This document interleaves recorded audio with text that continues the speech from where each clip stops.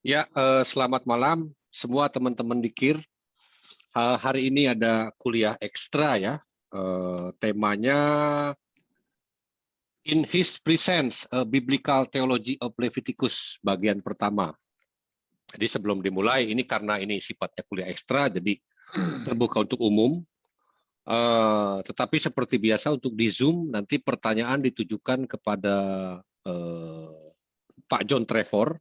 Ini John Trevor ada dua, nanti Pak John yang akan identifikasi ya. Untuk pertanyaan nanti ke situ. Nah, semua mic kita silent. Kalau ada yang putus nanti bisa kasih tahu admin di Telegram untuk masuk kembali. Sebelum dimulai, Bro Yusuf silakan pimpin doa dulu, Bro Yusuf. Halo, Bro Yusuf. Atau Bang Jay, boleh pimpin doa Bang Jay?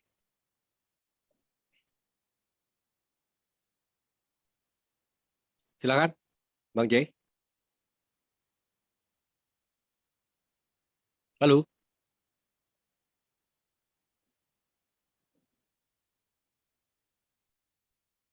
Atau Bro Yanpip, pimpin doa Bro Yanpip. Silakan. Baik, mari kita bersatu dalam doa. Dalam nama Bapa, Putra, dan Roh Kudus, Allah yang Esa. Amin. Bapa yang bertata di atas kerajaan surga, yang kami sembah dalam nama firman-Mu, yang hadir di tengah-tengah kami, menjadi manusia demi keselamatan kami. Tuhan Yesus Kristus, Juru Selamat dan Tuhan kami. Ya Bapa, terima kasih atas kesempatan malam ini yang Kau berikan pada kami, sehingga kami bisa berkumpul di tempat ini untuk belajar bersama-sama dengan narasumber kami, Pak Deki. Berkati Pak Deki dengan hikmat-Mu ya Bapa, Roh-Mu yang kudus, senantiasa mengurapi beliau, sehingga firman-Mu tersampai dengan baik. Ya Bapa, untuk keluarga dan Pak Deki, kami serahkan ke dalam tangan kasih-Mu, segala pergumulan mereka, Engkau berkati agar semua sesuai dengan kehendak-Mu.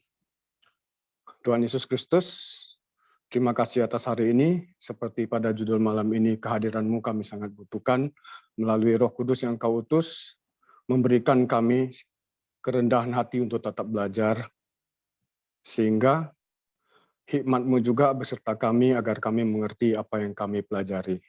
Terima kasih, berkati perlengkapan, peralatan yang kami gunakan, sehingga semua bisa beroperasi dengan baik, dan hanya di dalam satu nama kami panjatkan doa kami, di dalam nama Tuhan Yesus Kristus, Juru Selamat kami yang hidup, Raja kami, Tuhan kami. Haleluya, amin. Silakan dimulai Pak Deki. Ya, saya share screen dulu. Saya berharap screen saya sudah kelihatan. Dan seperti biasa, kalau ada masalah soal gambar atau suara, tolong interupsi saya. Ini kenapa dia di sini? Bentar.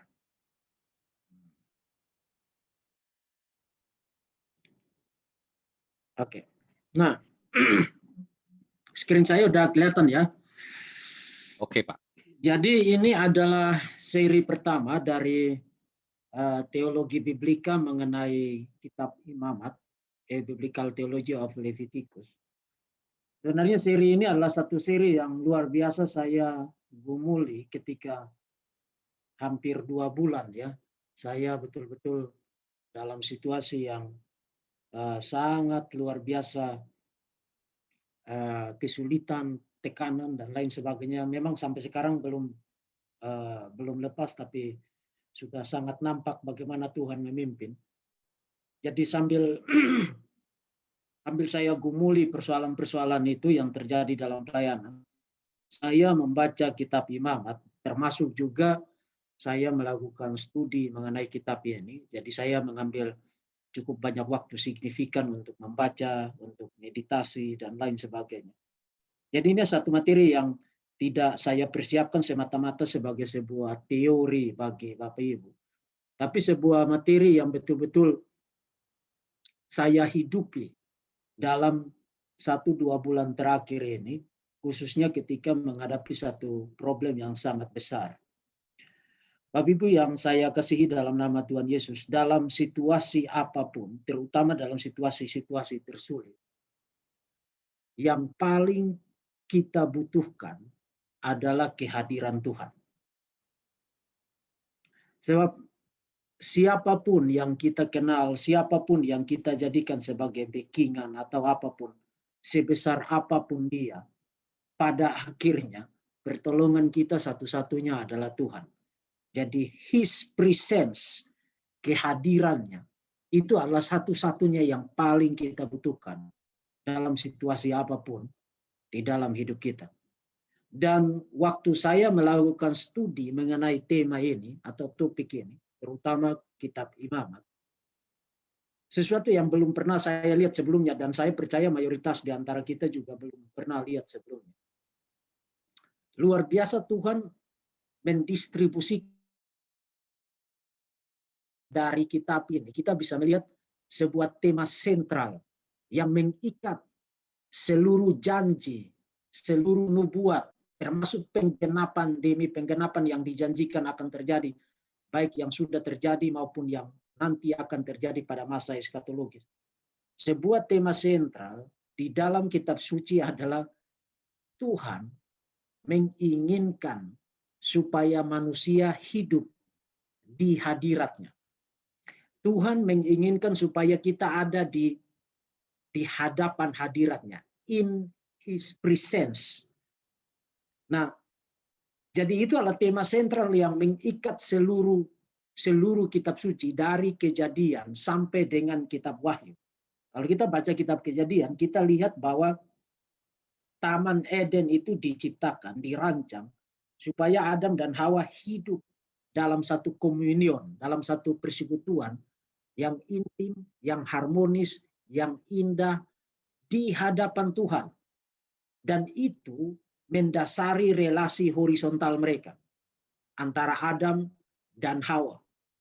Tetapi kemudian dosa mengakibatkan suasana yang merupakan goal utama, sasaran utama dari penciptaan itu menjadi terdistorsi, menjadi hilang.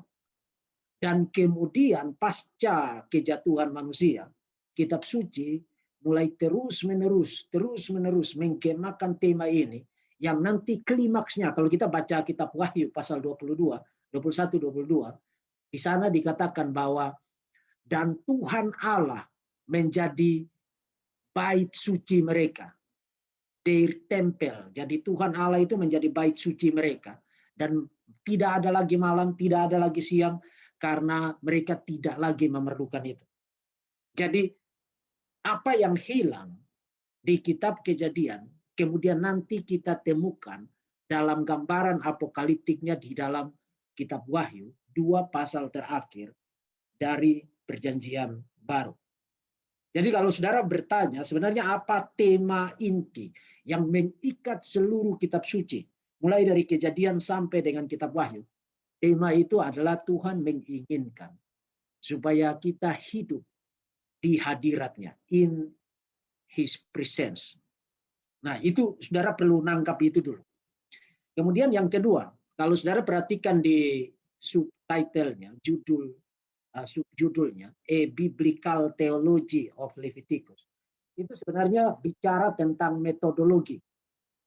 Karena ada banyak cara, ada sejumlah cara orang melakukan riset, melakukan pembacaan terhadap kitab suci. Ada orang melakukan pembacaan secara eksegetis. Misalnya orang mau menulis buku tafsiran misalnya, jadi dia teliti ayat per ayat, kata per kata di dalam historical konteksnya, kemudian dia tulis komentari per ayat. Seperti yang misalnya saya lakukan ketika menulis buku tafsir surat Filemon. Atau orang membaca kitab suci secara topikal. Misalnya dia mau bicara tentang tema mengenai keselamatan, atau tema mengenai dosa, atau tema mengenai Allah Tritunggal, atau tema mengenai Yesus Kristus itu siapa, atau tema mengenai Roh Kudus. Itu pembacaan secara topikal. Atau orang melakukan pembacaan Alkitab itu secara filosofis. Jadi dia menguji satu gagasan filosofis tertentu dengan memperhatikan apa yang dikatakan di dalam kitab suci dan lain sebagainya. Ada banyak cara orang melakukan pembacaan atau menggunakan pendekatan untuk membaca kitab suci. Nah, saya secara pribadi, meskipun ini bukan pembacaan satu-satunya, dan saya tidak pernah menyatakan bahwa ini harus satu-satunya dilakukan. Tapi saya secara pribadi sangat luar biasa tertarik dengan cara membaca kitab suci dengan menggunakan pendekatan biblical theology. Nah, pendekatan biblical theology itu apa? Sebenarnya ada 3 cara spesifik. Ini sebenarnya perlu saya jelaskan dalam satu mata kuliah tersendiri, namanya mata kuliah teologi biblika. Tapi saya kasih gambaran supaya baik yang ikut kelas ini sekarang maupun yang nanti akan mendengarkan rekamannya ada gambaran tentang sebenarnya apa sih yang sedang kita bicarakan sekarang ini. Kalau orang membaca Alkitab dengan menggunakan pendekatan teologi biblika, itu biasanya ada 3 fokus spesifik yang dilakukan. Fokus yang pertama adalah dia membaca Alkitab dengan fokus pada satu motif. Itu istilah yang saya sudah sering gunakan ya. Motif itu bukan motivasi. Motif itu bicara tentang satu tema spesifik yang muncul secara berulang di dalam kitab suci. Apakah di dalam satu kitab atau di dalam satu korpus, misalnya Pentateuk atau kitab para nabi dan lain sebagainya. Fokus pada satu motif tertentu dan melihat bagaimana motif itu didistribusikan secara progresif, perkembangannya dari kejadian sampai dengan wahyu, atau dari perjanjian lama sampai dengan klimaksnya atau kulminasinya di dalam perjanjian baru. Itu fokus yang pertama. Fokus yang kedua adalah orang melakukan pembacaan intertekstual. Itu yang paling sering saya lakukan di channel saya maupun di dalam sesi-sesi pengajaran saya. Jadi melihat bagaimana kitab yang satu menggunakan ide atau frasa atau gagasan dari kitab yang lain atau mengutip dari kitab yang lain. Itu pembacaan intertekstual. Kemudian yang ketiga adalah fokus kepada kitab tertentu dan melihat bagaimana kitab itu memberikan kontribusi terhadap tema utuh dari kitab suci.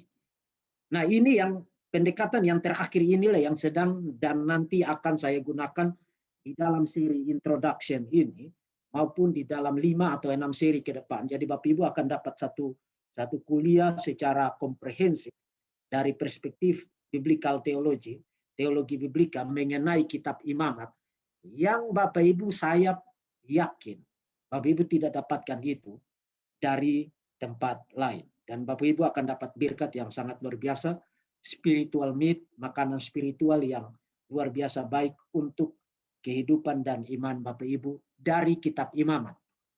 Nah, kenapa saya ingin sangat luar biasa antusias mengajar tentang kitab ini? Karena kalau kita tanya orang Kristen tentang ketertarikan mereka terhadap Perjanjian Lama, salah satu kitab yang paling sering dihindari adalah kitab Imamat. Karena tampaknya kalau orang tidak mengerti kitab suci, tampaknya kitab itu isinya itu peraturan-peraturan dan kita tidak suka peraturan-peraturan. Apa hubungan peraturan itu dengan saya? Apalagi saya beberapa hari lalu, 1 atau 2 hari lalu ya, sempat nengok sebentar di Facebook, lalu ada satu orang teman saya yang posting satu postingan judulnya Let's divorce the old husband. Mari kita ceraikan suami yang lama. Dan maksud dari postingan itu adalah mari kita ceraikan Taurat dari kehidupan kita. Artinya jangan mendasarkan hidup kita kepada Taurat untuk keselamatan kita, but tetapi dasarkan kepada anugerah atau kasih karunia semata. Nah, in essence dalam pengertian tertentu itu benar. Kita tidak diselamatkan by law, by ketaatan, atas dasar ketaatan kita kepada Taurat, tapi by grace alone, atas dasar anugerah semata. Itu betul. Tetapi ide yang didistribusikan di dalam slogan semacam itu tuh sangat berbahaya. Karena apa? Mempresaposisikan, pertama, mempresaposisikan bahwa perjanjian lama itu tidak terlalu penting. Yang paling penting adalah perjanjian baru, dan itu kecelakaan besar. Tidak ada firman di dalam Kejadian sampai dengan Wahyu, yang satunya lebih penting dan yang satunya kurang penting dibandingkan dengan yang lain. Kalau itu adalah firman Tuhan, maka apakah di dalam perjanjian lama atau di dalam perjanjian lama baru sama-sama penting. Jadi saudara harus hati-hati loh. Makanya saya selalu agak tidak suka dengan cara orang mengajar kitab suci dengan pola ayat emas. Memangnya ada ayat perunggu dan ayat perak di dalam kitab suci. Jadi saudara harus hati-hati loh. Cara kita mendekati dan menggunakan kitab suci kadang-kadang memberitahu bagaimana sikap hati kita, sikap mental kita terhadap nilai dan otoritas dari firman Tuhan. Firman Tuhan itu lebih bernilai dan lebih berharga dari apapun juga, dan kebernilaian firman Tuhan itu terdapat di dalam seluruh firman yang Tuhan wahyukan bagi kita, dari Kejadian sampai dengan Wahyu. Jadi jangan perlakukan satu seperti anak emas, lalu yang satunya seperti anak tiri. Jadi distribusi ide dari slogan yang tadi saya kemukakan itu bahaya pertamanya di situ. Itu presupposisi pertama yang berbahaya. Kedua, slogan itu adalah slogan yang invalid, tidak benar, karena mempresupposisikan bahwa perjanjian lama itu intonasi utamanya adalah law, hukum. Itu false, itu salah. Yes, di dalamnya ada law, ada regulasi, tetapi law itu, hukum itu tidak punya nilai semata-mata seperti orang baca KUHP. Saya akhir-akhir ini banyak berurusan dengan itu, jadi saya agak baca-baca sedikit. No, bedanya itu seperti langit dan bumi. Jadi saya lebih suka menyebut regulasi-regulasi itu sebagai theology of law, teologi hukum, ketimbang sekadar law. Sebab semua regulasi itu punya teologi. Mengajarkan teologi atau mempresupposisikan teologi atau dirumuskan because of theology, karena teologi. Ya saudara harus hati-hati membaca perjanjian lama loh. Jangan sampai saudara pandang sebelah mata perjanjian lama loh. Saudara akan celaka di situ. Dan yang ketiga, invaliditas dari slogan pendek yang tadi saya kemukakan adalah mempresupposisikan bahwa regulasi-regulasi atau hukum law di dalam perjanjian lama itu dimaksudkan untuk dijadikan sebagai sandaran atau dasar dari keselamatan. Tidak. Itu saya sudah pernah katakan ya. Semua hukum di dalam perjanjian lama itu tidak pernah dimaksudkan untuk menciptakan relasi antara manusia dengan Tuhan. Tidak pernah. Hukum-hukum itu tidak pernah dimaksudkan untuk menciptakan relasi. Artinya tidak pernah dimaksudkan untuk menjadi dasar keselamatan. Hukum-hukum itu diberikan karena sudah ada relasi. Karena ingat, Taurat baru diberikan di Gunung Sinai. Dan sebelum Gunung Sinai, Tuhan sudah kasih tahu Israel, waktu utus Musa, Tuhan sudah menyebut Israel sebagai anakku yang sulung. Jadi Tuhan sudah menetapkan Israel pada satu relasi yang istimewa, yang spesial, sebagai anak sulungnya, sebelum hukum diberikan. Jadi hukum, law, Taurat dimaksudkan untuk menata, mengatur relasi supaya tertib, teratur, disiplin, tapi tidak pernah dimaksudkan untuk menciptakan relasi. Untuk memasuki covenant, enter the covenant, atau apa namanya, masuk ke dalam perjanjian, itu by grace alone. Hanya atas dasar anugerah. Tapi untuk maintain, menata, mengatur relasi covenant itu by law, dengan hukum. Jadi saudara harus ingat baik-baik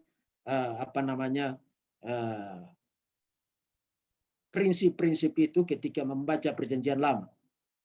Dan nanti di dalam sesi kuliah saudara akan lihat bahwa betapa beautifulnya perjanjian lama ketika bicara tentang Tuhan kita Yesus Kristus. Dan yang terakhir, invaliditas yang terakhir dari slogan itu adalah mempresupposisikan bahwa Yesus tidak ada di dalam perjanjian lama. Yesus hanya ada di dalam perjanjian baru. Dan itu satu kecelakaan besar. Yesus sendiri bilang dia ada di dalam perjanjian lama loh. Jadi bagaimana ceritanya perjanjian lama kurang penting ketika di dalam perjanjian lama ada Tuhan Yesus di sana.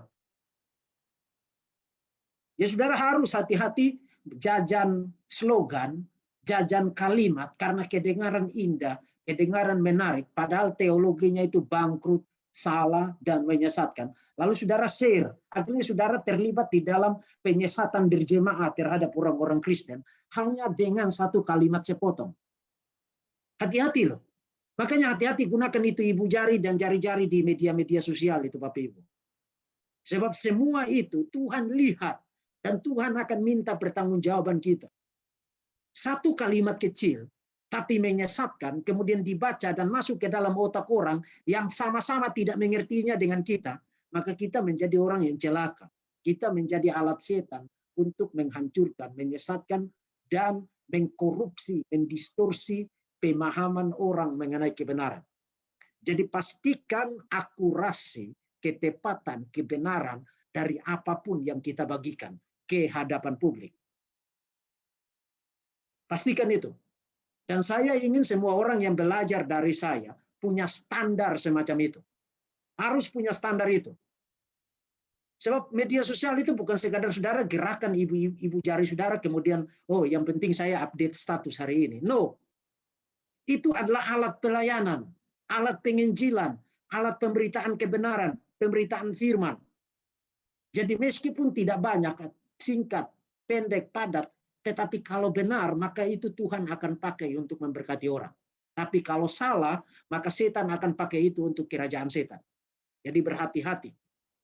Nah, mari kita lihat slide saya. Itu introduction yang agak panjang dan agak berbatu-batu, tapi saya harap itu penting untuk didengar.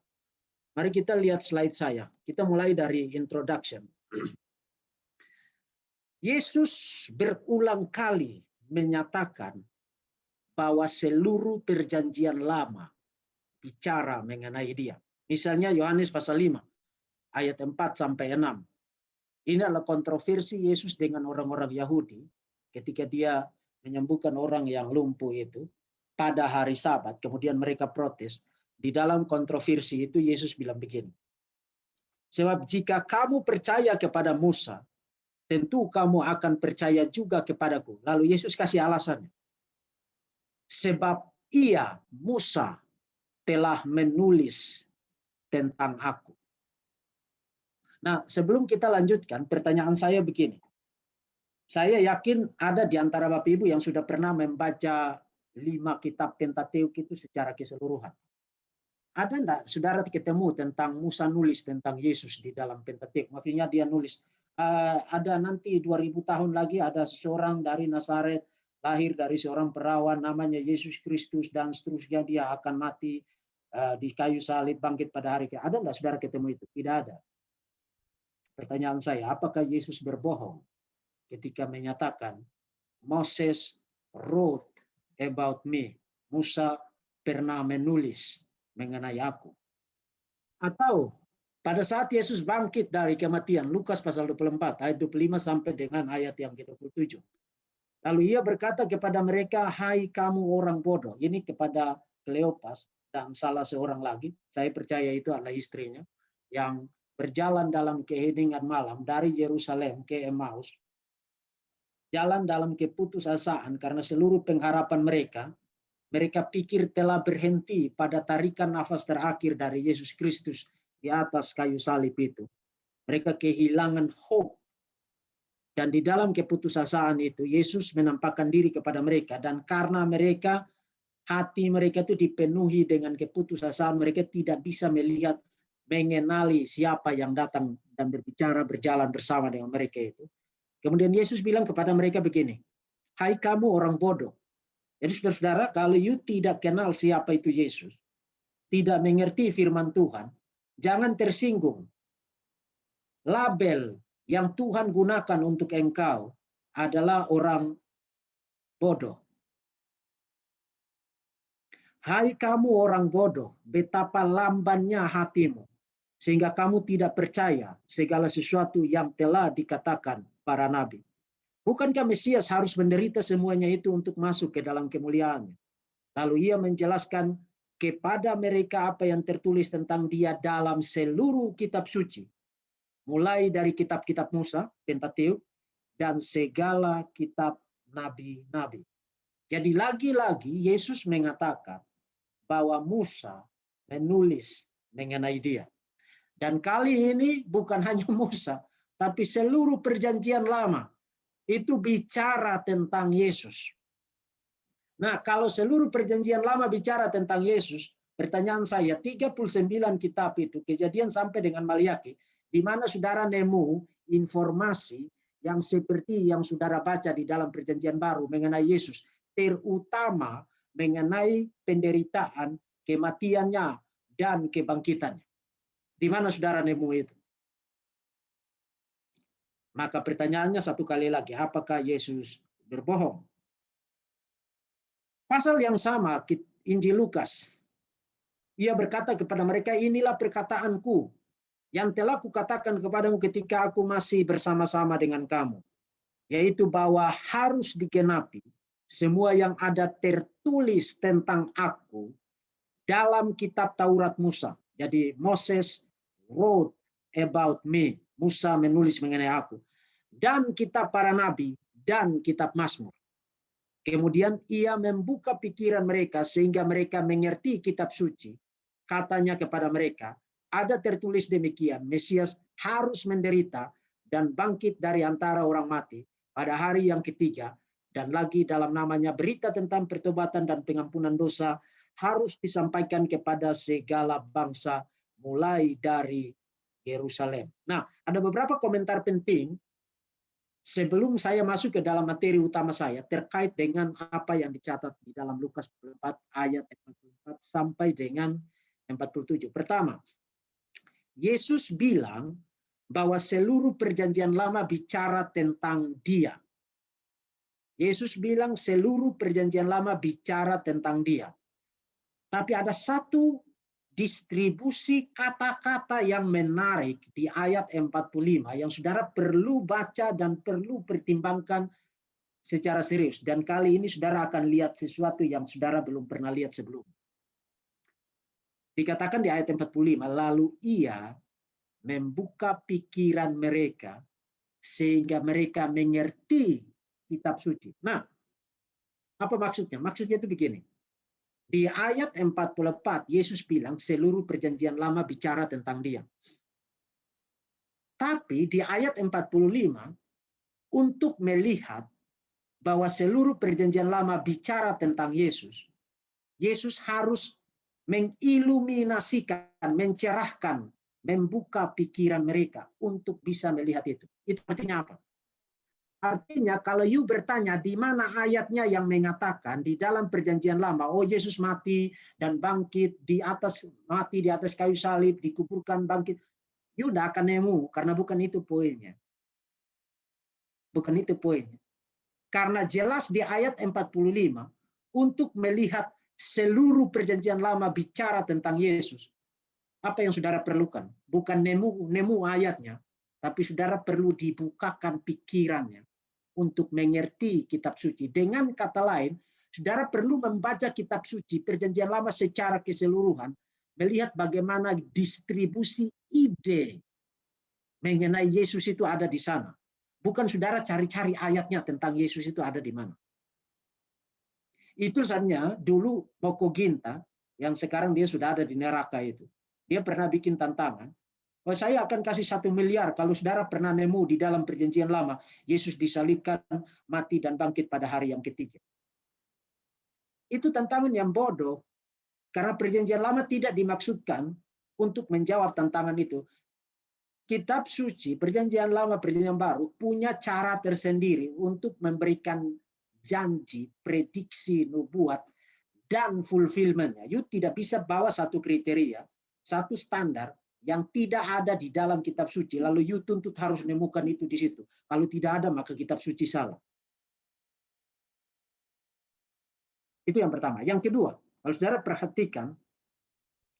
perhatikan, di ayat 46, katanya kepada mereka, ada tertulis demikian, Mesias harus menderita dan bangkit dari antara orang mati pada hari yang ketiga, dan seterusnya.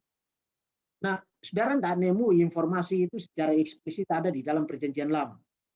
Maka kunci untuk mengerti maksud Yesus ketika dia mengatakan seluruh Perjanjian Lama bicara tentang aku, itu bukan berarti saudara perlu nemu proof teksnya apa. Tapi saudara perlu membaca seluruh Perjanjian Lama untuk mengerti ini Perjanjian Lama ini pointingnya ke arah mana, merujuk ke arah mana. Dan saudara akan lihat bahwa kitab Imamat, yes, bicara tentang Yesus. Sekaligus saudara akan lihat bahwa ketika saudara baca kitab Imamat selama ini dengan cara yang lama, kemudian saudara pusing dengan hukum-hukum pemberian korban mengenai para imam dan lain sebagainya tentang korban penebusan dosa, korban pendamaian, dan lain sebagainya. Saudara pusing dengan itu semua. Mendadak saudara akan lihat sesuatu yang baru. New light, terang yang baru untuk membaca kitab itu. Dan saudara bersuka cita karena melihat sang juru selamat saudara ada di sana. Mari kita mulai dengan materi utama kita. Nah, materi utama ini hanya berisi semacam observasi secara garis besar untuk menanamkan gagasan mengenai posisi penting dari kitab Imamat di dalam struktur teologi Pentateuk atau Kejadian sampai dengan kitab Ulangan. Jadi sekali lagi, introduction ini, pendahuluan ini, hanya berisi semacam observasi secara umum. Jadi kini kita belum bahas ayat-ayat tertentu, tapi saya akan ajak saudara untuk melihat posisi sentral dari kitab Imamat di dalam seluruh struktur teologi Pentateuk, Kejadian sampai dengan kitab Ulangan. Termasuk saya akan memperlihatkan kepada saudara bahwa ada satu pusat yang sangat sentral di dalam kitab Imamat dan sekaligus merupakan sentral dari teologi of Pentateuk, teologi kitab Pentateuk, yang pointing, yang merujuk persis langsung kepada Yesus. Jadi mari kita buktikan dua poin itu. Posisi kitab Imamat di dalam struktur teologi Pentateuk, kemudian sentral dari kitab Imamat yang sekaligus merupakan sentral dari kitab Pentateuk. Kalau saudara perhatikan, mungkin selama ini saudara belum pernah lihat. Kitab Pentateuk itu terdiri atas 5 kitab. Kejadian, Keluaran, Imamat, Bilangan, Ulangan. Kemudian kalau saudara ada sedikit pengetahuan tentang survei Perjanjian Lama atau pengantar Perjanjian Lama, memang kita belum bahas tentang itu ya. Makanya saudara tidak boleh malas ikut kelas saya. Dan doakan supaya saya umur panjang jadi saya bisa terus mengajar saudara. Kalau saudara baca kitab Mazmur juga dibagi menjadi 5 bagian.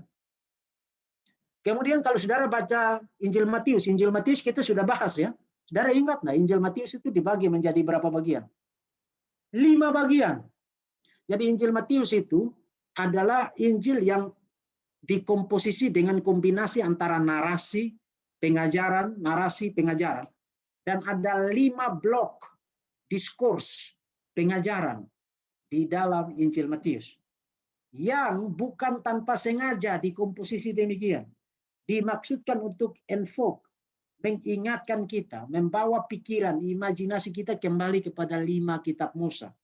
Kitab Mazmur juga begitu. Kenapa dibagi menjadi 5 bagian? Untuk mengingatkan kita mengenai Pentateuk. Jadi kalau saudara mau mengerti seluruh kitab suci, baik itu PL dan PB, pastikan saudara membaca kitab Pentateuk. Karena semuanya dimulai dari sana. Jadi saudara perhatikan bahwa Pentateuk terdiri atas 5 kitab. Dan pernahkah saudara mikir kenapa 5 kitab? Dan kenapa kitab Imamat itu ada di tengah? 5 kitab Musa itu sebenarnya, dan ini banyak scholar Perjanjian Lama, banyak ahli Perjanjian Lama sebenarnya sudah melihat ini. Termasuk ada yang tulis disertasi PhD khusus tentang ini. Tapi karena saya tidak ingin memusingkan saudara malam ini dengan berbagai macam kutipan, jadi mari kita lihat bagaimana hasil riset dari para scholar itu. Kalau saudara lihat posisi dari kitab Imamat, itu posisinya itu persis ada di tengah. Jadi Kejadian, Keluaran, kemudian Imamat ada di tengah, lalu Bilangan, Ulangan. Artinya begini, ini yang disebut dengan struktur kiastik. Satu kali lagi, struktur kiastik. Itu saya sudah bahas di dalam sesi kuliah kita. Jadi saya harap itu bukan satu istilah yang asing lagi. Artinya kitab Kejadian itu sebenarnya paralel dengan kitab Ulangan. Kemudian Keluaran itu paralel dengan kitab Bilangan. Lalu Imamat merupakan central point atau focal point dari kitab Pentateuk. Nah, para penulis ini adalah desain sastra kuno ya. Hari ini kita sulit nemu ada satu penulis yang betul-betul jenius yang mengkomposisi tulisannya dengan struktur ini. Kita sulit nemu itu. Saya bahkan ada orang biasa sebut saya kutu buku, tapi saya belum nemu buku yang ditulis pada era modern ini yang menulis bukunya dengan pola ini. Tapi perjanjian lama, perjanjian baru penuh dengan pola ini. Nah, ini adalah satu desain sastra kuno yang digunakan oleh para penulis Alkitab untuk mendistribusikan ide tertentu. Jadi kalau dia gunakan desain sastra ini, maka sebenarnya pusat pokok pikiran itu ada di mana? Ada di tengah. Ada di sini. Jadi kalau saudara baca satu literatur, di dalam perjanjian lama, perjanjian baru, atau satu perikop, atau satu ayat, yang menggunakan struktur kiastik ini, saudara tidak perlu pusing, ini maksudnya apa sih, poinnya apa sih, cari aja bagian yang di tengahnya itu. Bagian yang di tengahnya itu adalah intinya itu di situ. Kemudian yang di sini-sini ini, dimaksudkan untuk mendukung ini, memberikan kontribusi kepada ide utama ini. Itu maksud dari struktur orang menulis dengan struktur kiastik. Dengan kata lain, kalau saudara tanya, apa jantung dari Pentateuk? Jantung dari Pentateuk adalah the book of Leviticus, kitab Imamat. Nah, in case kalau saudara masih meraba-raba, sebenarnya ini maksudnya apa? Saya tunjukkan lagi pengembangan dari struktur kiastik ini dengan jauh lebih detail. Saudara perhatikan. Kitab Kejadian itu paralel dengan kitab Ulangan. Kitab Kejadian dan kitab Ulangan itu bisa diparalelkan seperti prolog dan epilog. Dan bagaimana saudara lihat paralel itu? Saudara lihat bagaimana dua kitab itu diakhiri. Kejadian pasal yang ke-50 itu diakhiri dengan Yakub memberkati 12 suku Israel, 12 anaknya di luar negeri perjanjian, kemudian mati di luar negeri perjanjian. Kitab Ulangan juga diakhiri dengan seorang patriark, Musa, memberkati seluruh suku Israel, 12 suku Israel, kemudian mati di luar negeri perjanjian. Saudara pikir itu sesuatu yang disengaja? Tidak disengaja. Oh, kebetulan aja itu kan Musa memang tidak masuk ke negeri perjanjian. No. Itu ditempatkan di sana untuk membingkai 5 kitab itu supaya orang jangan baca seperti orang comot-comot ayat kemudian bikin teori dangdut. Saudara harus hati-hati, jangan suka comot-comot ayat Alkitab. Alkitab harus dibaca sebagai satu narasi yang utuh. Satu narasi yang utuh. Apalagi saudara hanya fokus pada satu kata, kemudian saudara bikin khotbah 53 menit. Jadi kitab Pentateuk harus dibaca sebagai satu kesatuan. Prolognya adalah kitab Kejadian, epilognya adalah kitab Keluaran. Kemudian kitab Keluaran, bukan, epilognya adalah kitab Ulangan. Kemudian kitab Keluaran itu paralel dengan kitab Bilangan. Saudara perhatikan ringkasan ide dari isi dua kitab itu. Kitab Keluaran bicara tentang Exodus, keluar dari Mesir, kemudian persiapan untuk membangun tabernakel. Kemudian kitab Bilangan itu bicara tentang dedikasi, peresmian dari tabernakel dan persiapan masuk ke Kanaan. Itu ide yang paralel loh. Lalu di antara persiapan tabernakel dan dedikasinya, di tengah-tengahnya itu bicara tentang ada satu kitab namanya The Book of Leviticus, kitab Imamat, yang bicara tentang pelayanan para imam di dalam tabernakel. Jadi apa central point dari kitab Pentateuk, 5 kitab Musa itu?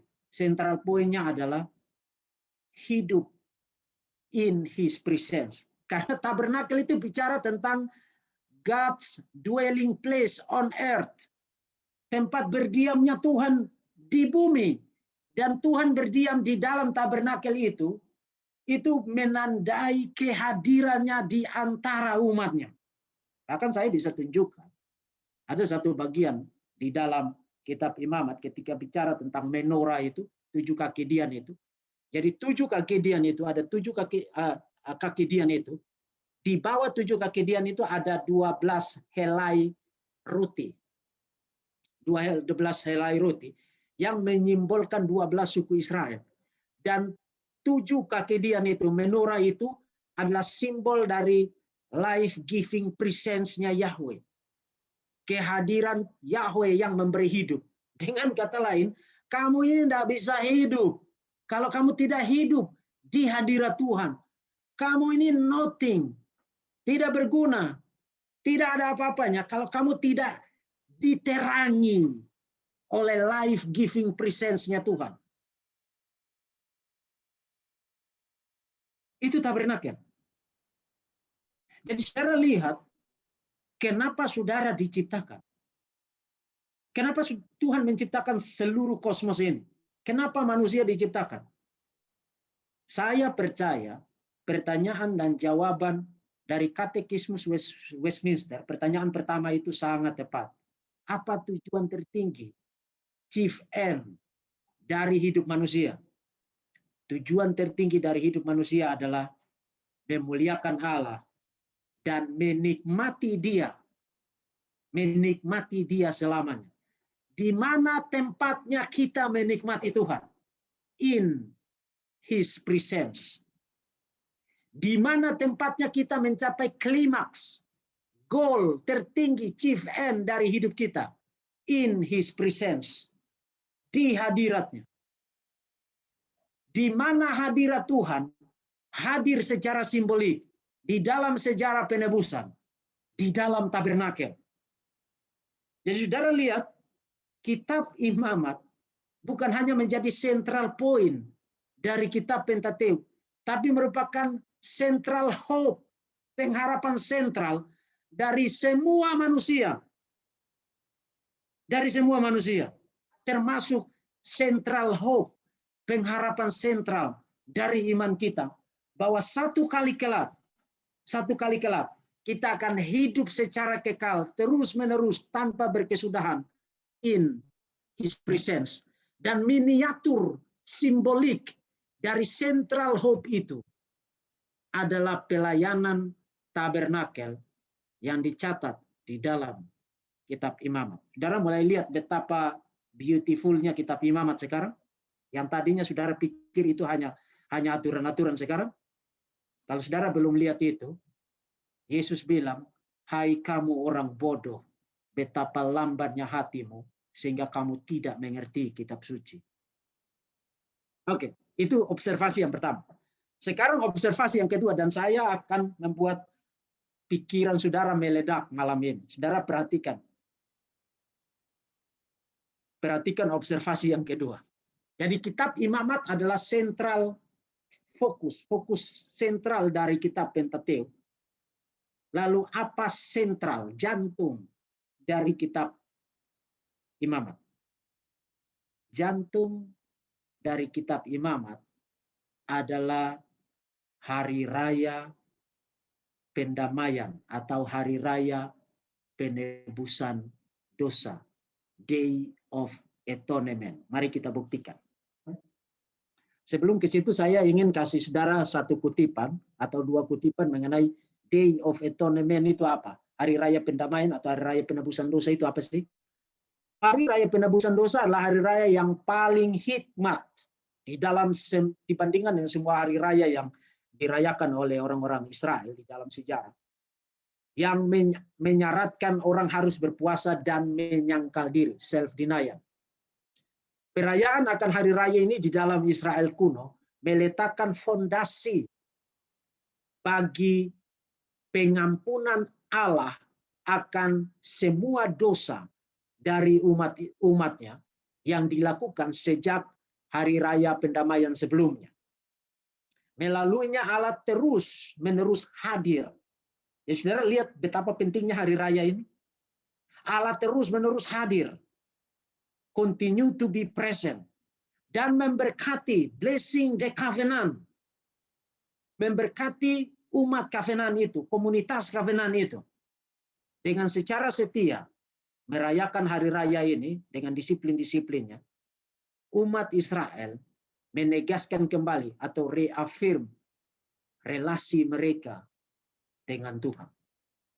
Jadi supaya mereka terus-menerus hidup in His presence, Tuhan terus-menerus present, hadir di situ, dan supaya mereka dilayakkan untuk terus-menerus ada di hadirat Tuhan dan menikmati berkat Tuhan.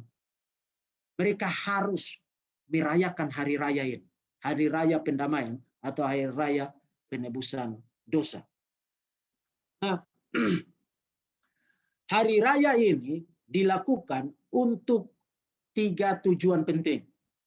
Pertama, sebagai pemurnian dari dosa, jadi orang memberikan korban penebusan dosa, korban pendamaian yang menebus dosa dari para imam termasuk semua orang Israel, entire congregation. Kemudian menyucikan bait suci dari polusi dosa, karena yang melayani di situ para imam adalah orang berdosa, dan bait suci tabernakel itu sendiri ada di tengah-tengah Israel yang juga adalah orang-orang berdosa. Kemudian yang ketiga, melepaskan atau rilis kambing hitam itu kepada Azazel yang membawa pergi dosa atau piutang dosa dari komunitas itu. Nah, nanti saya akan jelaskan tentang Azazel ini apa. Tapi sebelum saya lanjutkan, saya minta Pak Andre atau Pak Yusuf membaca Imamat pasal yang ke-16. Baca satu pasal itu, Pak. Silakan. Supaya kita dapat gambaran tentang Day of Atonement ini, karena pasal itu adalah pasal yang paling jelas dan paling lengkap bicara tentang ini. Silakan, Pak. Imamat pasal berapa, Pak? Pasal 16 ayat 1 sampai dengan ayat yang terakhir.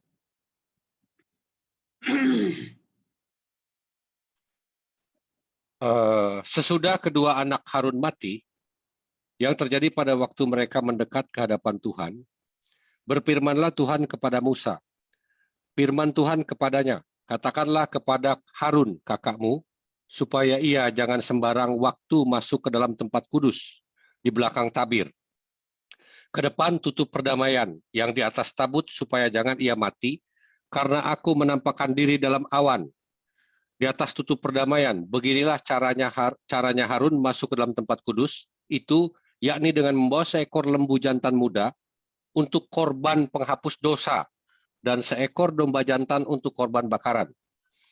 Ia harus mengenakan kemeja lenan yang kudus, dan ia harus menutupi auratnya dengan celana lenan, dan ia harus memakai ikat pinggang lenan dan berlilitkan serban. Lenan, itulah pakaian kudus yang harus dikenakannya. Sesudah ia membasuh tubuhnya dengan air, dari umat Israel ia harus mengambil 2 ekor kambing jantan untuk korban penghapus dosa dan seekor domba jantan untuk korban bakaran. Kemudian Harun harus mempersembahkan lembu jantan yang akan menjadi korban penghapus dosa bagi dirinya sendiri, dan dengan demikian mengadakan perdamaian baginya dan bagi keluarganya.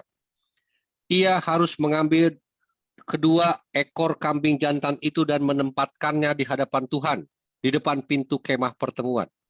Dan ia harus membuang undi di atas kedua kambing jantan itu, sebuah undi bagi Tuhan dan sebuah bagi Azazel. Lalu Harun harus mempersembahkan kambing jantan yang kena undi bagi Tuhan itu dan mengolahnya sebagai korban penghapus dosa. Tetapi kambing jantan yang kena undi bagi Azazel haruslah ditempatkan hidup-hidup di hadapan Tuhan untuk mengadakan perdamaian.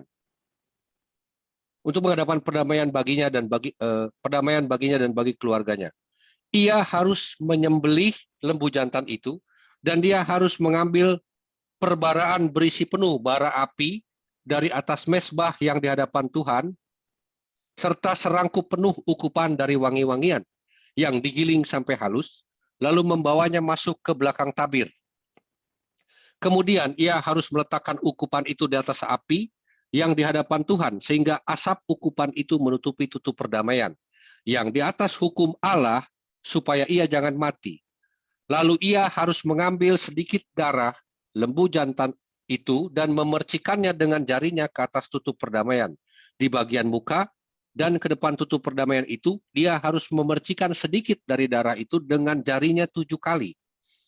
Lalu ia harus menyembelih domba jantan yang akan menjadi korban penghapus dosa bagi bangsa itu, membawa darahnya masuk ke belakang tabir, kemudian haruslah dibuatnya dengan darah itu seperti yang diperbuatnya dengan darah lembu jantan.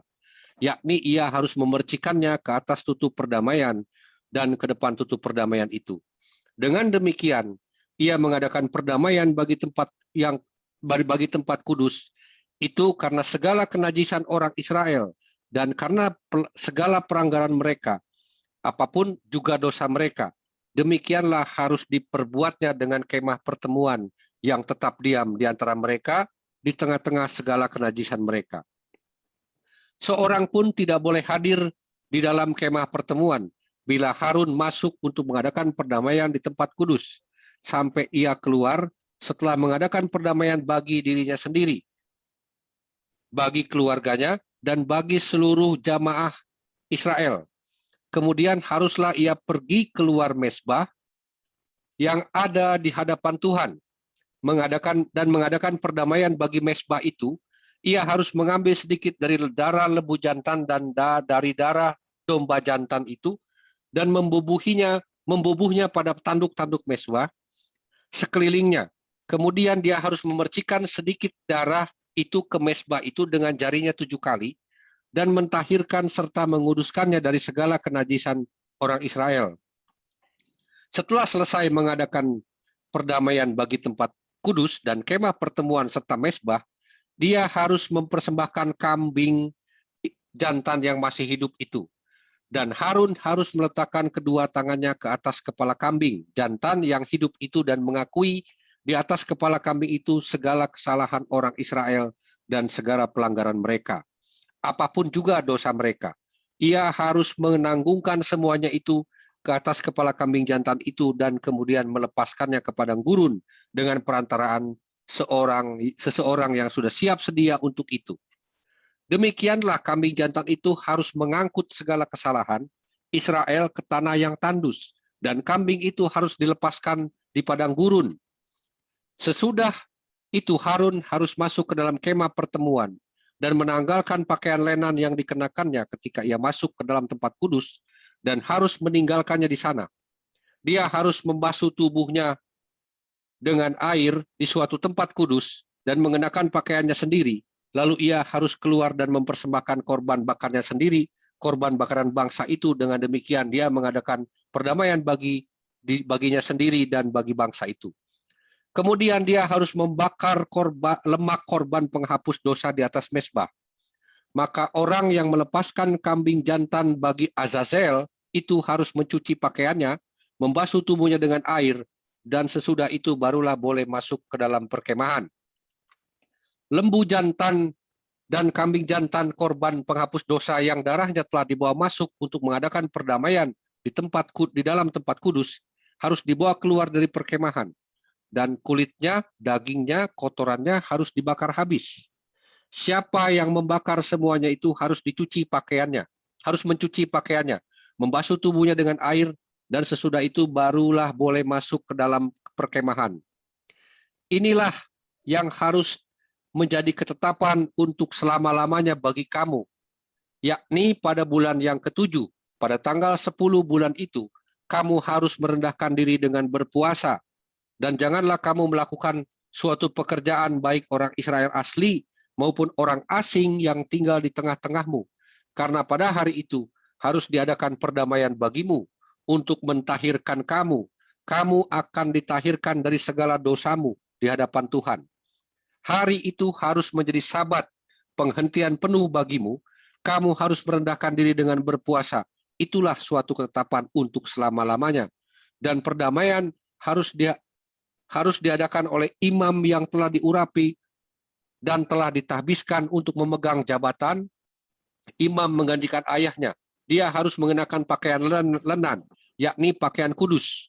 Dia harus mengadakan perdamaian bagi tempat maha kudus, bagi kemah pertemuan dan bagi mesbah, juga bagi para imam dan bagi seluruh bangsa itu, yakni jemaah itu. Itulah yang harus menjadi ketetapan untuk selama-lamanya bagimu, supaya sekali setahun diadakan perdamaian bagi orang Israel karena segala dosa mereka. Maka Harun melakukan seperti yang diperintahkan Tuhan kepada Musa. Demikian, Pak. Ya, terima kasih Pak Andre. Nah, itu yang tadi saya maksudkan. Membaca yang begitu, kalau saudara tidak punya lensa teologis atau paradigma teologi yang baik mengenai kitab ini, saudara akan lihat ini membosankan sekali. Oh, ini isinya aturan-aturan begini, memangnya apa hubungannya dengan saya? Nah, satu pasal itu sebenarnya bicara tentang 3 tujuan yang saudara lihat di screen yang tadi sudah saya bacakan. Penghapusan dosa dan penebusan dosa terhadap dosa para imam, termasuk juga dosa seluruh umat Israel. Kemudian penyucian ulang, penyucian kembali tabernakel, sanctuary itu dari polusi dosa para imam dan dosa Israel, dan melepaskan Azazel, melepaskan kambing jantan, bukan Azazel, melepaskan kambing jantan kepada Azazel. Nah, singkat saja, nanti kita akan ada satu seri tersendiri yang berisi eksposisi saya terhadap pasal 16 itu. Tapi di dalam sejarah penafsiran ada 3 pandangan tentang sebenarnya Azazel itu apa sih? Nah, pandangan yang pertama menyatakan bahwa Azazel itu adalah nama dari kambing hitam yang dilepaskan ke padang gurun. Jadi ada 2 kambing. Satunya itu kalau dia kena undi untuk Tuhan, maka kambing yang kena undi untuk Tuhan itu dipersembahkan, dibunuh. Kemudian kambing yang kena undi, yang tidak kena undi untuk Tuhan itu, imam besar harus meletakkan tangannya ke atas kambing jantan itu. Kemudian sebagai simbol dari dia menaruh semua dosa Israel, termasuk dosanya sendiri, dosa imam itu sendiri, ke atas pundak dari kambing itu, lalu dilepaskan ke padang gurun. Nah, jadi pandangan yang pertama mengatakan bahwa Azazel adalah nama sebutan untuk kambing itu. Tapi itu pasti tidak benar. Karena di ayat 7 dan di ayat 26 pasal 16 kitab Imamat dikatakan bahwa kambing itu untuk Azazel. Jadi tidak mungkin nama kambing itu adalah, atau sebutan untuk kambing itu adalah Azazel. Itu pandangan yang pertama. Pandangan yang kedua mengatakan bahwa Azazel adalah nama dari sebuah tempat terpencil, tempat terlarang yang ada di padang gurun atau di belantara itu, belantara gurun itu, dan kesanalah kambing itu dilepaskan. Jadi itu pandangan yang kedua. Talmud mendukung posisi ini. Kalau pandangan yang pertama itu tampaknya didukung oleh beberapa versi kuno, seperti misalnya Vulgata yang menerjemahkan scapegoat itu, kambing jantan itu, dengan caper emissarius itu di dalam bahasa Latin, ya. Termasuk juga tampaknya Septuaginta juga mendukung posisi yang pertama, karena di nama dari Azazel itu diterjemahkan di dalam Septuaginta itu apopompaios untuk Imamat pasal 16 ayat yang ke-8 dan ayat yang ke-10a. Nah, posisi yang kedua tadi bahwa Azazel itu adalah satu tempat, nama dari satu tempat terpencil di padang gurun, itu diikuti atau didukung oleh sejumlah rabi, terutama di dalam Talmud. Pandangan yang ketiga yang saya yakin paling kuat adalah kelemahan dari pandangan yang kedua adalah di ayat yang ke-22. Kalau saudara perhatikan ayat yang ke-22, pasal 16 tadi dikatakan begini. Demikianlah kambing jantan itu harus mengangkut segala kesalahan Israel ke tanah yang tandus. Dan kambing itu harus dilepaskan di padang gurun. Nah, jadi tempat itu tidak mungkin tidak mungkin adalah Azazel. Kemudian pandangan yang ketiga,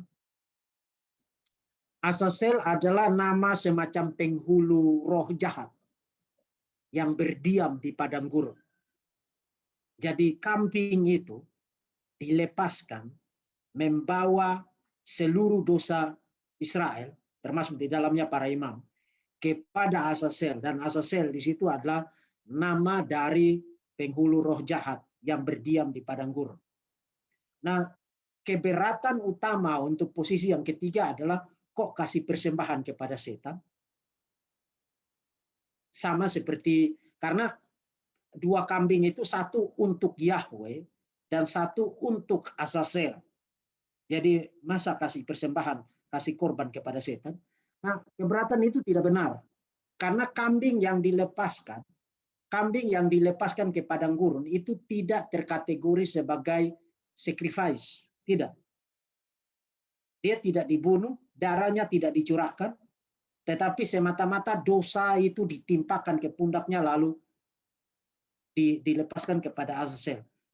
Itu adalah tindakan simbolik untuk mengembalikan dosa ke tempat semulanya. Dosa itu punyanya setan. Jadi kembalikan kepada setan. Kira-kira begitu.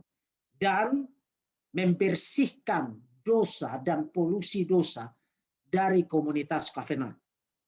Jadi kalau saya ditanya posisi yang mana dari tiga posisi itu Azazel, saya menganut pandangan yang terakhir. Nah, kalau saudara punya argumen lain untuk pandangan yang pertama dan kedua, itu silakan. Kita tidak usah berkelahi di tempat itu. Tapi saudara lihat bahwa betapa pentingnya hari raya pendamaian ini. Karena ini adalah hari raya yang menentukan apakah Israel itu boleh dan terus-menerus hidup menikmati presence kehadirannya Tuhan atau tidak. Jadi kalau mereka lalai menjalankan hari raya ini, maka mereka selesai. Nah, yang menarik adalah begini. Yang menarik adalah kalau saudara memperhatikan posisi dari Levitikus Imamat 16 dalam seluruh struktur distribusi ide kitab Imamat, saudara akan lihat struktur ini. Pasal 1 sampai pasal 7 itu bicara tentang aturan-aturan atau regulasi-regulasi mengenai tata cara pemberian korban.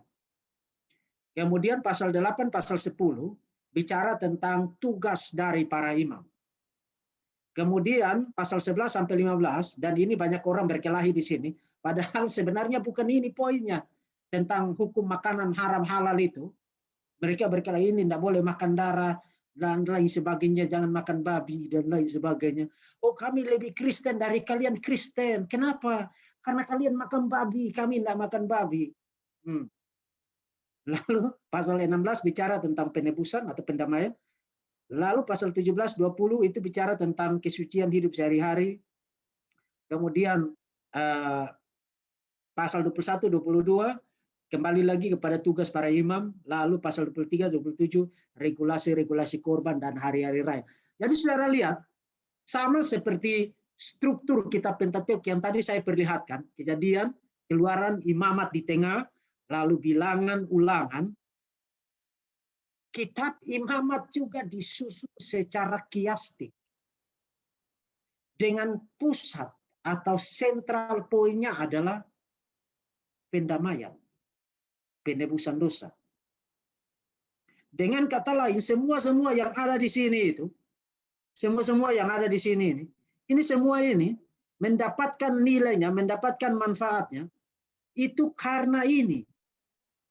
Karena poin yang di tengah ini, yang saya kasih warna merah ini. Jadi kalau saudara mau saudara tanya apa jantung dari kitab Imamat yang jelimet dengan regulasi-regulasi itu, jantungnya itu ada di sini. Penebusan dan pendamaian, pasal yang ke-16. Tidak ada gunanya kamu lakukan semua ini kalau ini tidak dilakukan.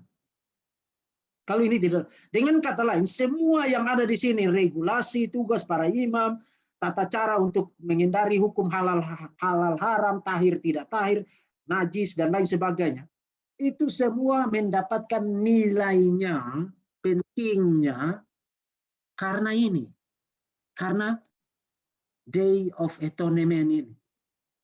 Ya, karena kalau kamu tidak laksanakan Day of Atonement, maka kamu tidak punya kesempatan untuk lakukan itu. Kalau kamu tidak ada lagi di hadiran Tuhan, Tuhan usir kamu. Jadi apa poinnya melakukan itu semua? Jadi pasal 16 adalah jantung dari kitab Imamat. Dan apa jantung dari kitab Imamat? Penebusan, pendamaian.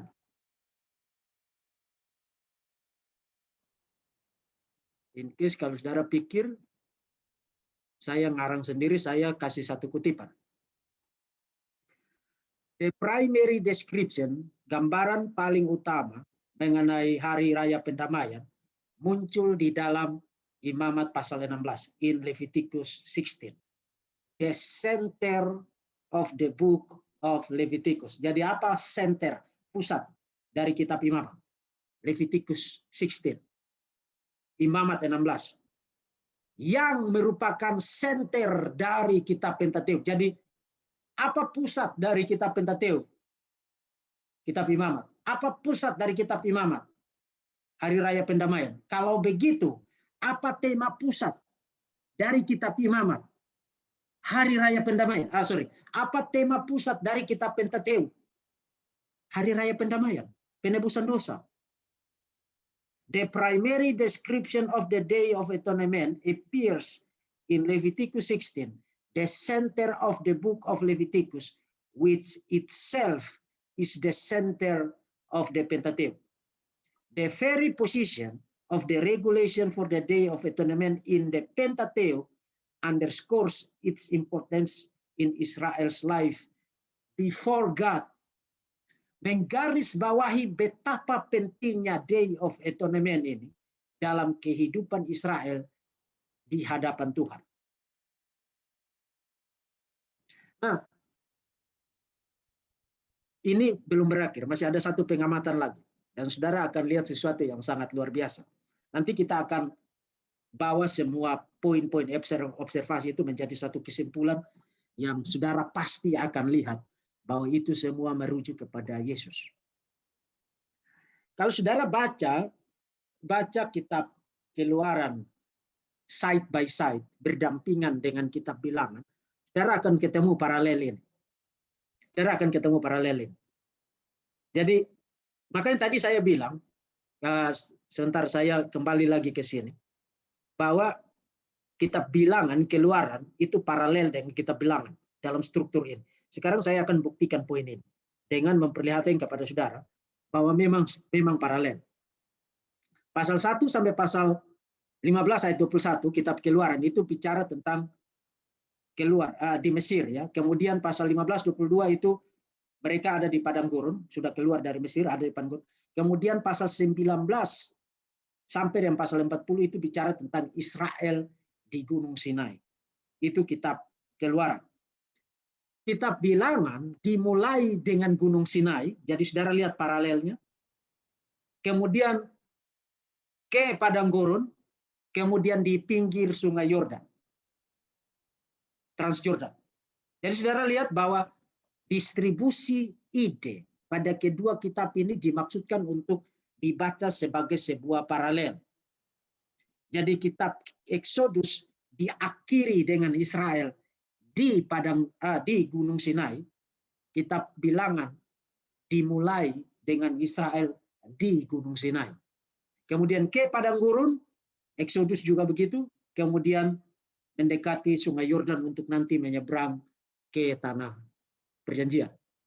Jadi dua kitab ini secara geografis dan secara itinerari, misalnya kalau kita mau lakukan perjalanan itu kan ada itinerarinya kan, ada rincian perjalanannya, nanti singgah di sini, disertai dengan chronological markernya kan.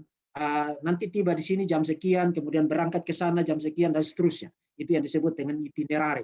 Nah, dua kitab ini berisi itinerari semacam ini, journey semacam ini, perjalanan semacam ini ditandai dengan itineraris, kemudian peralihan geografis semacam ini. Jadi tujuan saya bukan hanya mau memperlihatkan paralel ini, tapi tujuan saya, poin saya adalah, saudara lihat ada satu pola geografis, termasuk juga ada chronological marker di dalam dua kitab ini, Exodus dan Numbers. Tapi yang tidak ada di dalam kitab Imamat adalah tidak ada rujukan geografi, tidak ada rujukan waktu.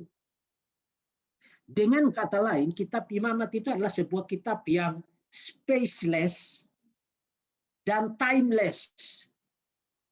Tidak terikat dengan sebuah tempat dan tidak terikat dengan waktu. Nah, saya ingin saudara mulai connect. Saudara mulai connect gagasan observasi mulai dari yang pertama. Observasi yang pertama, saya perlihatkan bahwa jantung dari kitab Pentateuk adalah tabernakel. Live in his presence. Hidup di hadirat Tuhan di tabernakel. Dan jantung dari kitab Imamat adalah penebusan, pendamaian. Dan itu dilakukan di tabernakel. Kemudian hidup di hadirat Tuhan, dan untuk tetap hidup di hadirat Tuhan, you butuh penebusan dosa, butuh pendamaian.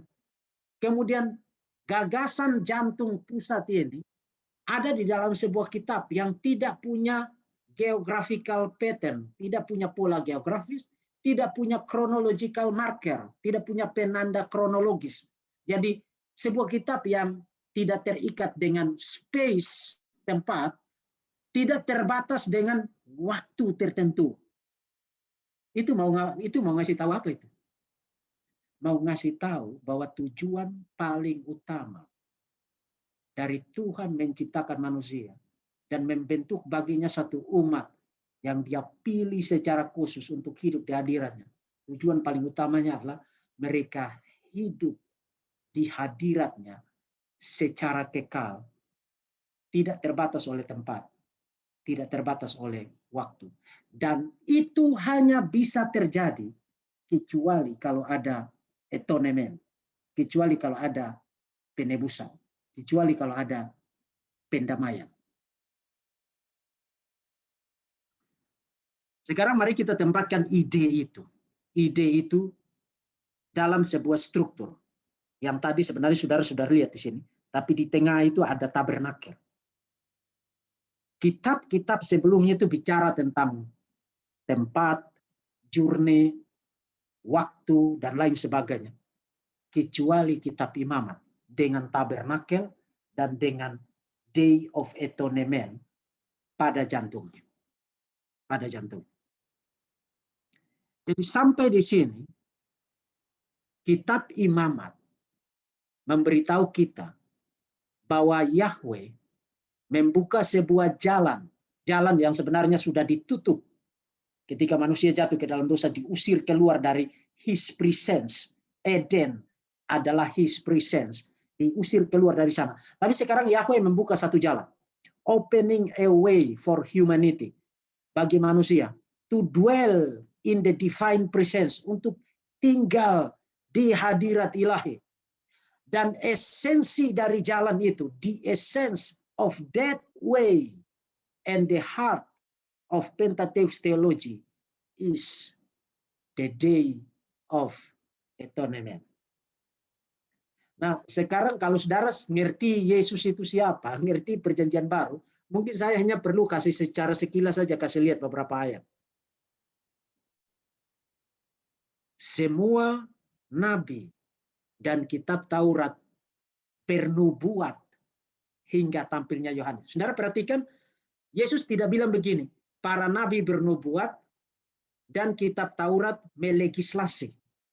Yesus tidak bilang begitu. Yang Yesus bilang adalah semua nabi dan Taurat bernubuat. Dengan kata lain, kitab Taurat, Pentateuk, itu bukan sekadar kitab mengenai law, tapi sebuah kitab yang profetik, sebuah kitab yang bernubuat. Mengenai siapa? Mengenai Yesus.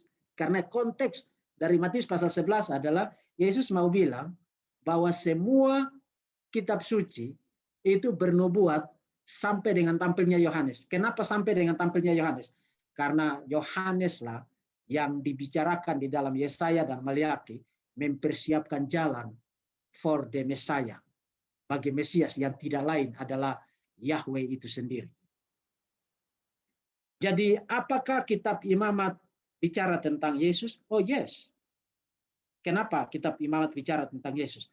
Karena kitab Imamat bernubuat mengenai Yesus, Sang Mesias, yang nanti akan menyerahkan nyawanya sebagai korban tebusan satu-satunya yang sempurna, tanpa cacat, sehingga menjadi sandaran satu-satunya untuk nanti kita hidup in the divine presence for eternity, untuk kekekalan. Untuk kekekalan.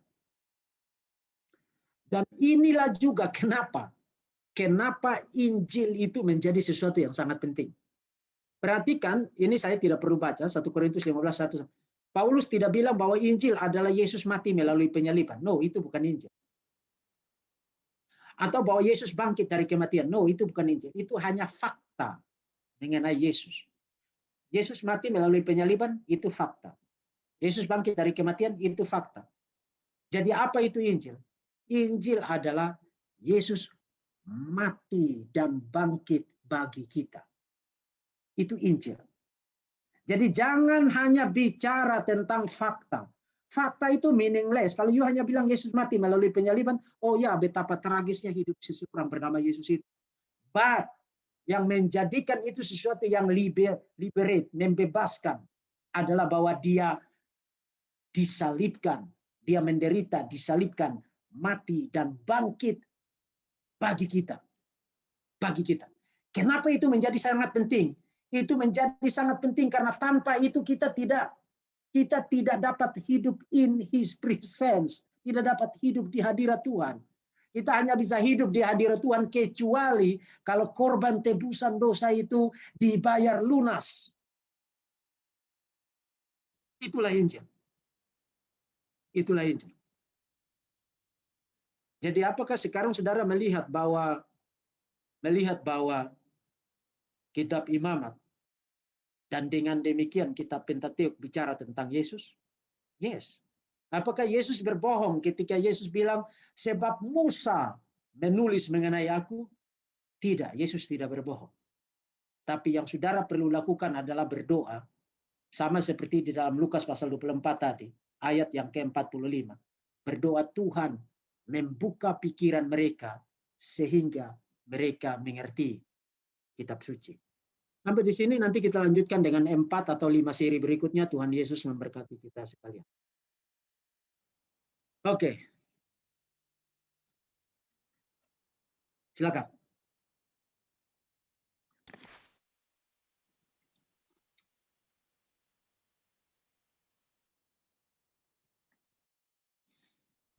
Kok tidak ada suara?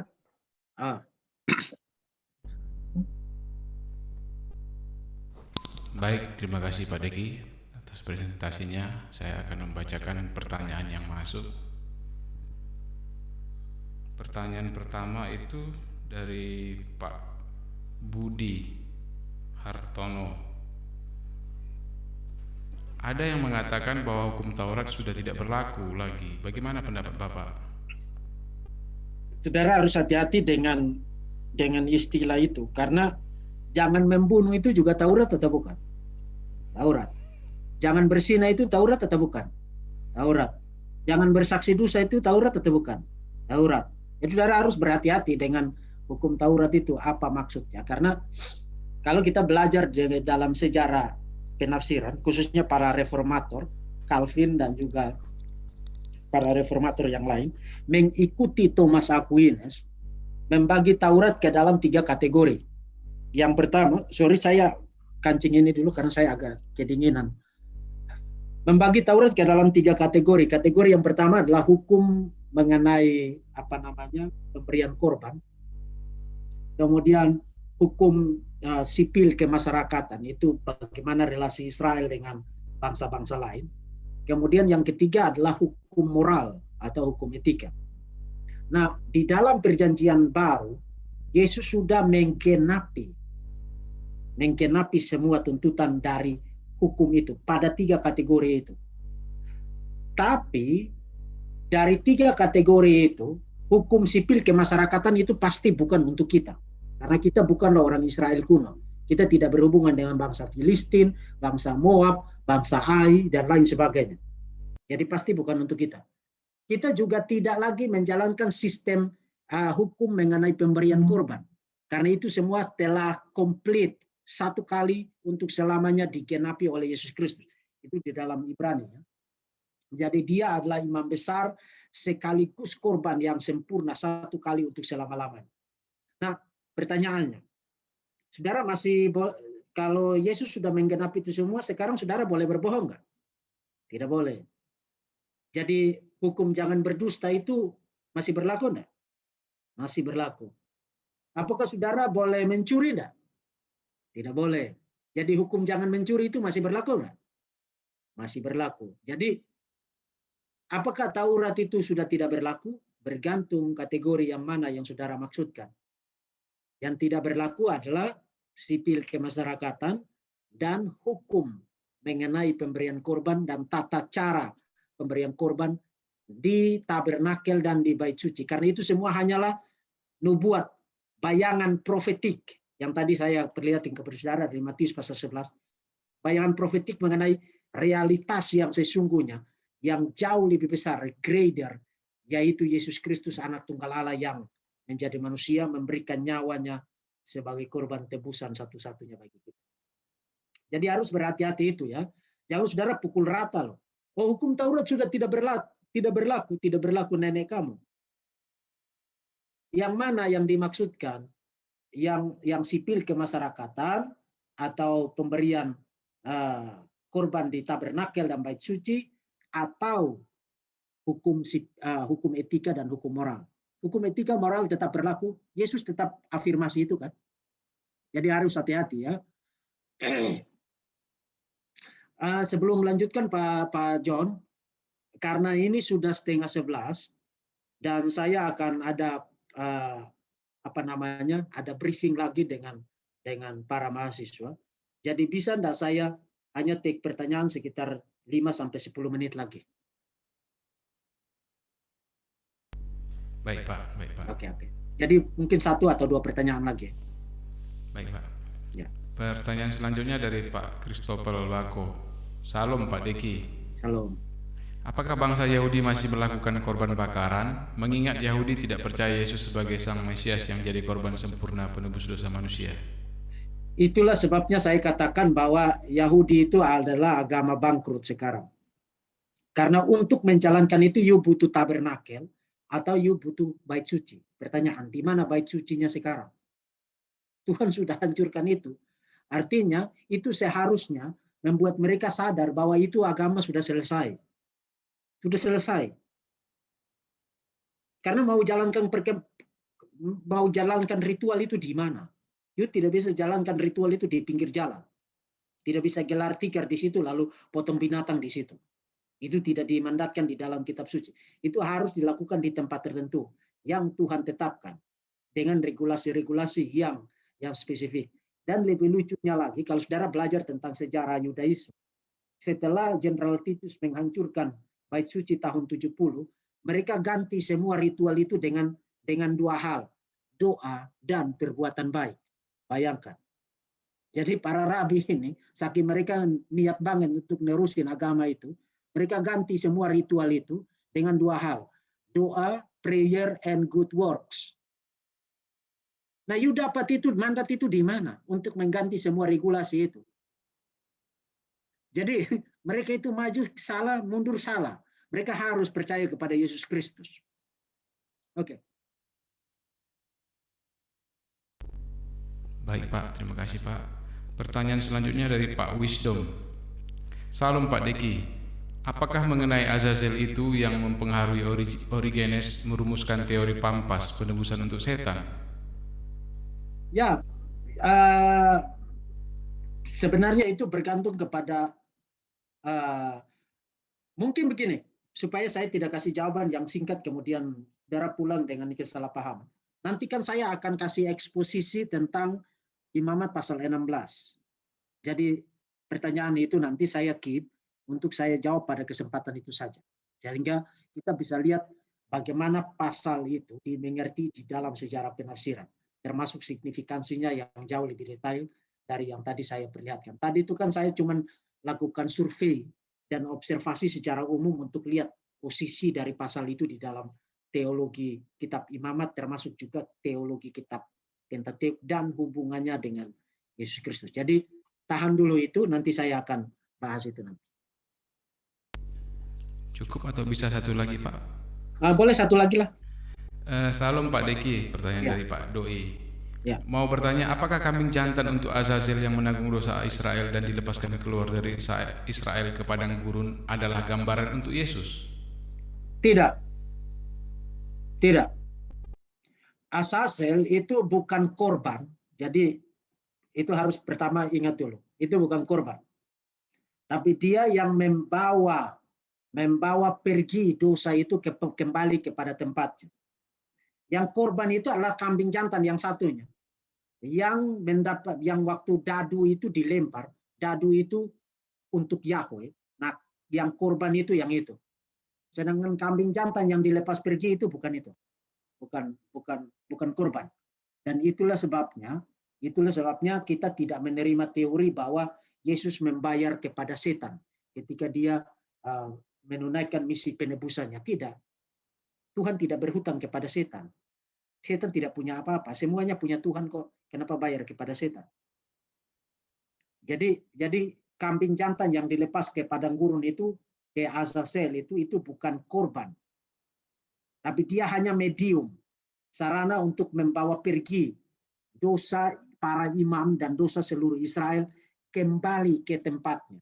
Jadi dosa itu belong to whom? Miliknya siapa? Tempatnya di mana? Ya setan. Kembalikan kepada setan. Kamu tidak boleh ada di sini. Kira-kira begitu. Jadi untuk membersihkan tabernakel, menyucikan para imam, dan menyucikan orang-orang Israel dari dosa dan polusi dosa. Tindakan simboliknya apa? Suruh pergi. Kira-kira begitu. Jadi dia tidak punya signifikansi sakrifisal, ya, tidak punya signifikansi korban. Jadi Azazel, kambing jantan untuk Azazel itu jangan salah ya. Kambing jantan itu bukan korban, tapi hanya medium untuk membawa pergi dosa Israel. Yang korban itu adalah kambing yang satunya itu, yang disembelih ketika dia kena dadu untuk Yahweh itu yang korban. Oke. Baik Pak Deki, terima kasih. Saya kembalikan ke moderator Pak Andre. Baik, terima kasih. Terima kasih Pak Deki, kuliah ekstra hari ini. Kita sudah akan tutup ya. Sebelum ditutup kita, Bro Yan Pip, silakan pimpin doa, Bro. Penutup. Pak Andre, mungkin sebelum tutup doa, mungkin saya mau putarin video sebentar, bisa ya Pak Deki ya? Oh, ya. Boleh, Ya. silakan. Oke.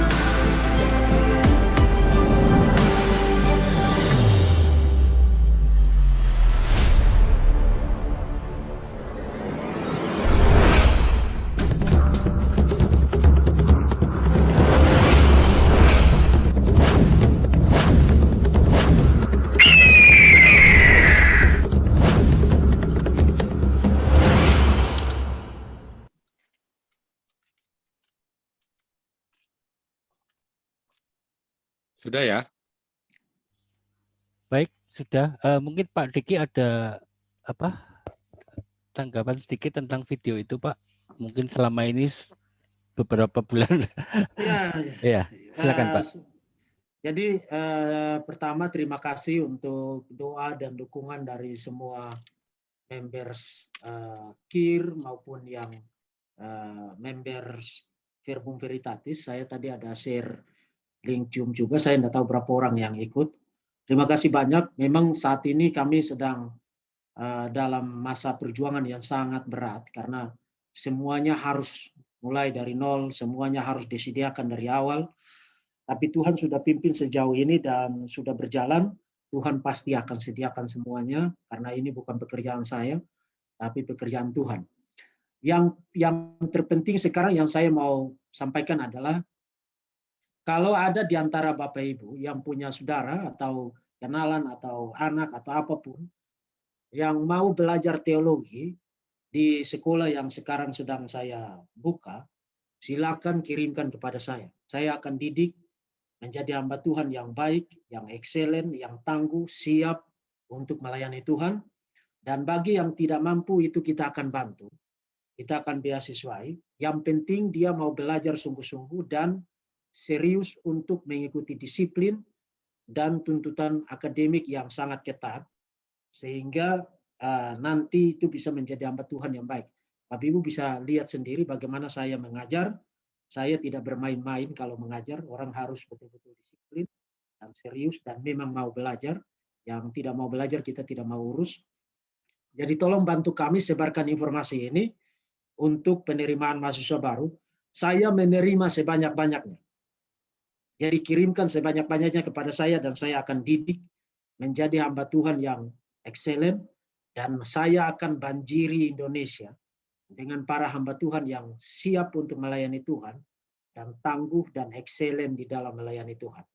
Hanya itu yang bisa saya sampaikan. Dan sekali lagi terima kasih banyak untuk semua doa dan dukungan yang sudah diberikan kepada kami. Tolong tetap doakan kami dan tetap dukung kami. Tuhan Yesus memberkati kita sekalian. Baik, Bro Yan Pip, silakan pimpin doa penutup. Baik, mari kita bersatu dalam doa. Dalam nama Bapa, Putra, dan Roh Kudus, Allah yang Esa, amin. Kami bersyukur Allah Tritunggal Maha Kudus atas rangkaian keselamatan yang Kau anugerahkan bagi kami, mengutus anak-Mu demi keselamatan kami melalui penyaliban, kematian, dan kebangkitannya demi kami. Menjadi imam besar kami dan sebagai korban bagi perdamaian dengan Allah Tritunggal. Terima kasih Bapa, Putra, dan Roh Kudus. Terima kasih. Kami juga berdoa untuk Pak Deki dan semua peserta di sini, baik dalam keluarga kami juga. Kiranya Engkau senantiasa memberkati kami ya Tuhan, wajah-Mu menyinari kami, segala keperluan kami Engkau penuhi, agar apa yang semua kami lakukan, kami kerjakan semuanya demi kemuliaan nama-Mu. Berikan kami istirahat yang baik pada hari ini, kesehatan Kau limpahkan kepada kami semua dan keluarga kami. Semoga damai sejahtera dan sukacita-Mu senantiasa tercurah atas kehidupan kami. Di dalam nama Tuhan Yesus Kristus kami berdoa. Amin. Amin. Amin. Oke, Terima saya kasih pamit. Pak Deki. Tuhan Baik. memberkati. Nanti Terima kita kasih, cari Pak waktu Deki. lagi God bless untuk you. lanjutkan pengajaran kita ya. Ya, Salam. terima kasih Baik, Pak. Pak Deki. Shalom. Terima kasih Pak Deki.